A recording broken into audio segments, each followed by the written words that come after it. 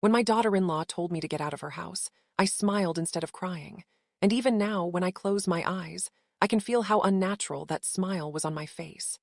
It felt stiff, like it did not belong to me, like my heart and my face were no longer connected. The room was filled with gentle morning light, the kind that usually brings comfort, the kind that makes a home feel warm and safe.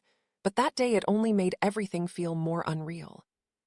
The sunlight touched the walls and the floor softly, as if nothing painful could possibly happen there, as if those walls had not just heard words that would change my life forever. I was holding a cup of tea in my hands, and I remember noticing how cold it had become, even though I had made it only a few minutes earlier. My fingers were trembling around the cup, and I kept holding it tightly, afraid that if I put it down, someone would see my hands shaking and know how deeply I was hurting inside. She stood across from me, my daughter-in-law, with her arms crossed and her back straight. There was no anger on her face, no raised voice, no harsh expression. That calmness made it worse. Her words came out steady and controlled, like she had practiced them in her mind many times before saying them out loud. When she said, "You can't stay here anymore. This house needs peace," it felt as if the air had been knocked out of my chest. For a moment, I wondered if I had heard her wrong. I wanted to ask her to repeat herself, hoping that maybe the words would sound softer the second time, but I already knew what she meant. She was not asking. She was telling me. She had already decided. Without thinking, my eyes moved to my son. That was not a choice. It was instinct. He was my child, after all. The same child whose first cry I still remembered, whose tiny fingers once wrapped around mine, whose forehead I used to kiss when he burned with fever in the middle of the night. I remembered sitting beside his bed, wiping his sweat, whispering prayers, begging God to take his pain and give it to me instead. I remembered cleaning his wounds when he fell and scraped his knees, telling him it would be okay even when he was crying so hard he could barely breathe. In that moment, all of those memories rushed back to me, as if my heart was reminding me of who I was to him, or maybe who I used to be. But my son said nothing. He did not meet my eyes, and he did not look at his wife either. His gaze was fixed on the floor, like the ground held some secret answer that he was trying to find. That silence wrapped itself around my heart and tightened with every passing second. It was heavy and sharp, and it hurt far more than her words ever could. Her words were clear, but his silence was confusing and painful. It made me feel small, like I was standing alone in a room full of people. So many questions rose inside me all at once. I wanted to ask him if he agreed with her, if he truly believed that his own mother was disturbing the peace of his home.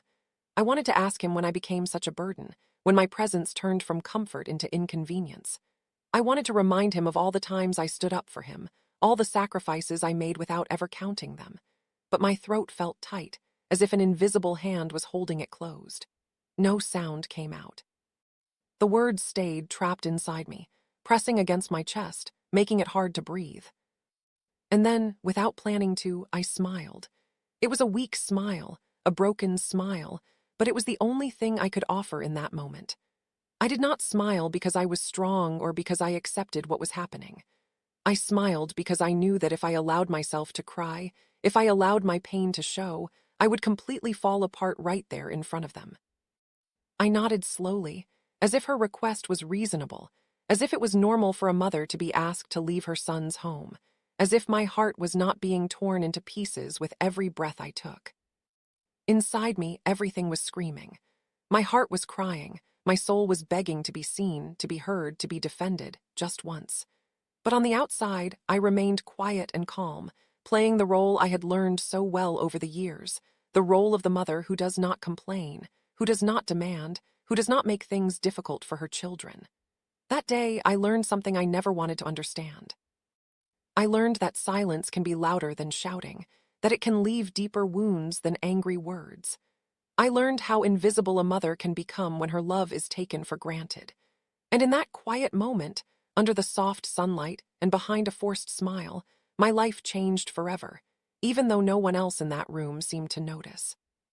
My son was always gentle, even from the time he was very small, and that gentleness became the center of my world after his father passed away and left the two of us alone. He was never the kind of child who demanded attention or cried loudly for things he wanted. Instead, he stayed close to me in quiet ways, following me around the house, sitting beside me in the kitchen while I cooked, watching my hands as I chopped vegetables or kneaded dough. He used to ask me simple questions, not because he needed answers, but because he liked hearing my voice. Sometimes he would not say anything at all, just sit there, feeling safe, as if being near me was enough to protect him from the world. After his father's death, our bond grew even deeper because there was no one else to lean on. In many ways, we grew up together, learning how to survive loss, learning how to be strong for each other, and learning how to move forward even when our hearts felt heavy. Life was not easy during those years. I worked wherever I could find work, cleaning other people's houses, washing their dishes, scrubbing their floors, and coming home tired but determined.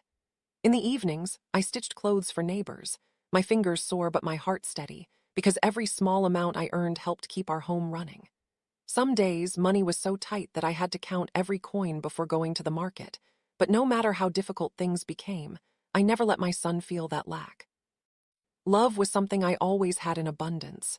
When I could not give him toys or expensive things, I gave him my time. I listened to him, encouraged him, and reminded him that he was enough just as he was. My heart was always open to him, and I never thought twice about sacrificing my own comfort for his future.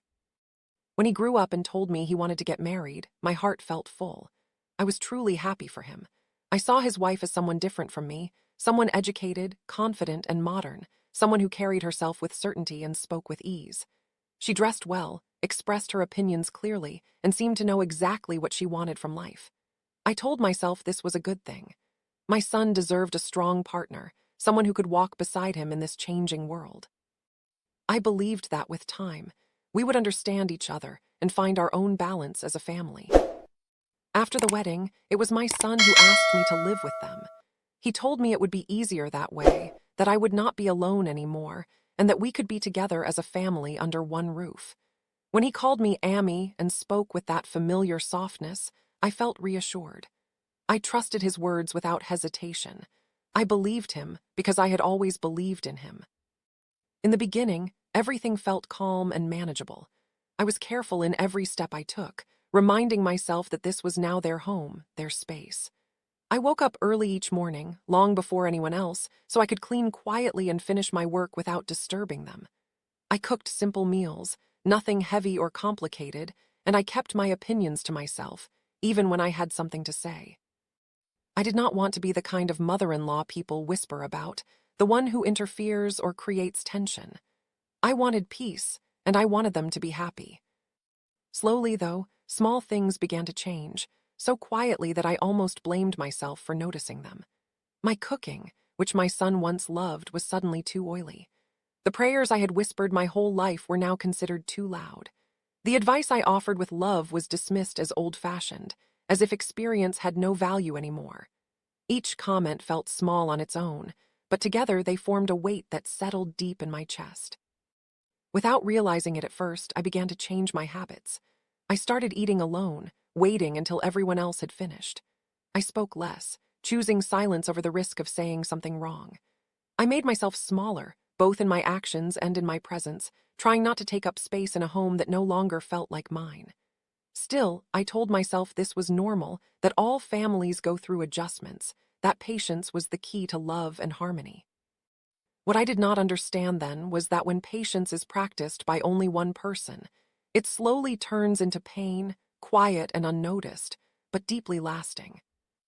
The first time she corrected me in front of my son, it seemed so small that I almost told myself I was imagining the sting in my chest. I had simply reminded him to wear a sweater before going out because the weather had turned cold, the same way I had done since he was a child. It was not meant to control him or embarrass him, only to care for him in the quiet, familiar way a mother does. She rolled her eyes and said with a sharp little laugh that he was not a child anymore. My son laughed too, but his laughter was nervous and unsure, as if he did not know where to stand. He did not defend me, and he did not tell her to stop. In that moment, I smiled and stayed quiet, telling myself that it was nothing, that I should not make an issue out of such a small comment. But after that day, moments like that began to happen more often, slipping into our daily life like dust that settles slowly and quietly. She interrupted me in the middle of my sentences, finishing my thoughts for me or changing the topic as if my words were not important enough to hear fully. When I sat down to watch something on television, she would change the channel without asking, without even looking at me, as if I were not there at all.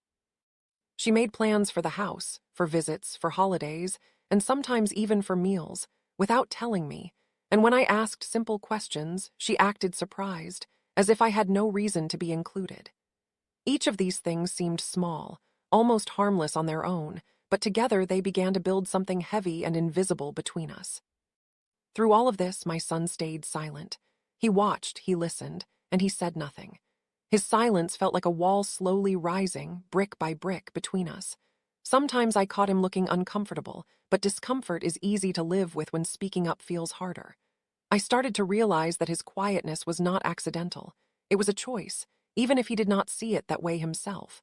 That realization hurt more than any sharp word could have.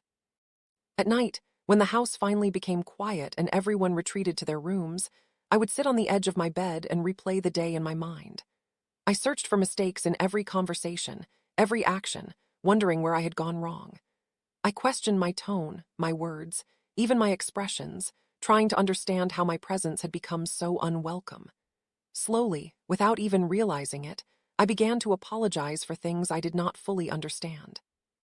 I apologized for disturbing them, for talking too much, for being in the way.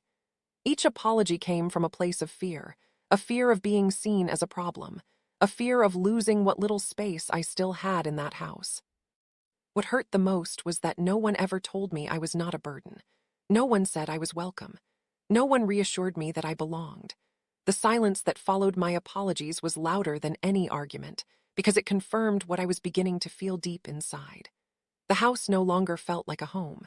It felt like a place where I was allowed to stay only as long as I caused no inconvenience, as long as I made myself small and invisible.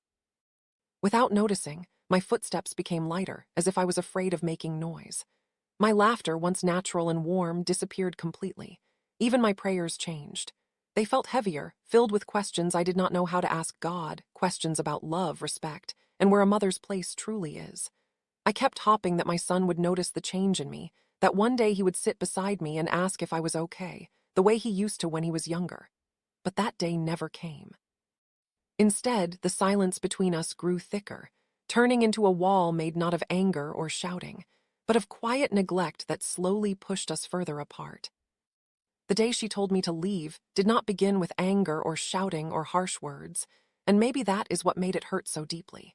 It began like any other ordinary morning, the kind of morning that carries no warning. I woke up early, as I always did, before the house was fully awake. I made tea, listening to the familiar sound of boiling water, holding on to that routine because it gave me a sense of purpose. I folded laundry slowly, smoothing out each piece of clothing with care, as if order in small things could keep my heart steady. I waited, not knowing what I was waiting for, only feeling a strange heaviness in the air that I could not explain. When she called me into the living room, her voice was calm and controlled, without anger or emotion. That calmness unsettled me. She spoke as if this conversation had already happened many times in her own mind, as if the outcome was fixed and there was no space left for discussion. She said she needed space, that the house felt crowded, that things would be better if I lived somewhere else. Her words were carefully chosen, polite on the surface, but firm underneath. She spoke about peace and balance, about what was best for everyone, and not once did she ask how I felt or where I would go. I turned toward my son instinctively, the way a mother always does when she needs reassurance. This time, I did not force a smile right away. I searched his face closely, looking for a sign, a frown, a hesitation, anything that told me he did not agree with her words. I hoped he would speak, that he would say something simple, even something small, to show that I still mattered to him. But he stayed silent. He did not meet my eyes. He did not argue. He did not defend me. His silence filled the room, heavy and final, answering every question I was too afraid to ask. In that moment, a painful truth became clear to me. I understood that people do not always choose cruelty openly. Sometimes they choose comfort quietly. Silence becomes a shield, a way to avoid conflict, a way to protect one's own peace at the cost of someone else's pain. My son was not being cruel with words, but his silence cut deeper than any harsh sentence ever could. That realization broke something inside me, something soft and trusting that I had carried for years without even knowing it. Even then, I did not argue. I did not raise my voice or demand explanations. I nodded slowly, as if I accepted what was being said, as if this decision made sense. I smiled again, though it felt heavier than before, and I went to pack my things quietly. As I folded my clothes, I touched each piece as if it held a memory. Every shawl reminded me of winters spent caring for my son. Every old dress carried the weight of years lived for others. My hands moved slowly, gently, because my heart was too full to rush. I did not cry while packing. I did not let a single tear fall in that house. I waited until I was alone, until the door was closed and no one could see me. Only then did the tears come, silent and heavy, the kind that soak into your soul rather than your eyes. A mother learns early how to hide her tears, how to protect her children from her pain, even when those children are grown and standing on the other side of her heartbreak. I moved into a small place, a quiet little room that felt empty when I first stepped inside, as if the walls themselves were unsure who I was. There was no familiar noise, no footsteps from another room, no television playing in the background, no voices calling out my name. At first, that silence frightened me. It felt heavy, almost too loud in its own way, and it made my heart ache with memories of a life I had just left behind. I sat on the edge of the bed that first night and listened to the stillness, wondering how something so quiet could feel so overwhelming. But as the days passed, that silence slowly began to change its meaning. It was no longer the silence of being ignored or overlooked. It became the silence of breathing freely, of waking up without fear of disturbing anyone, of moving without feeling like a burden.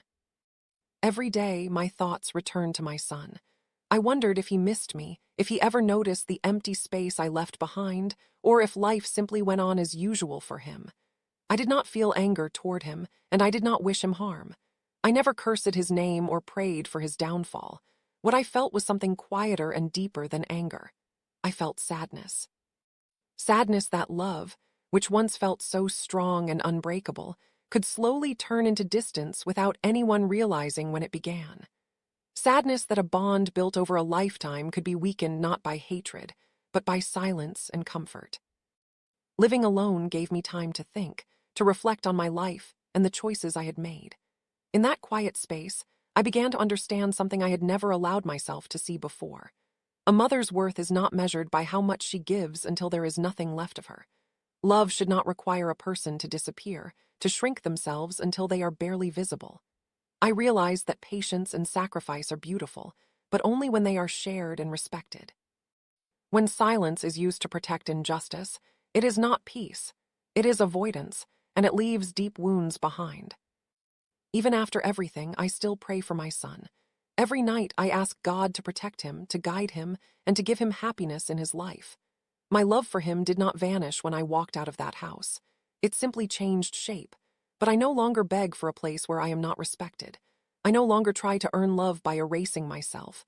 I have learned that dignity matters, even for a mother, even in old age. Some wounds do not bleed where the world can see them.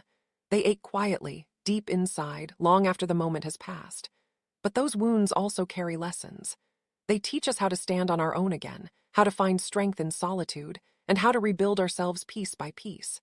In that small, quiet place, with my heavy heart and slowly strengthening soul, I began to heal, not because the pain disappeared, but because I finally chose to honor myself.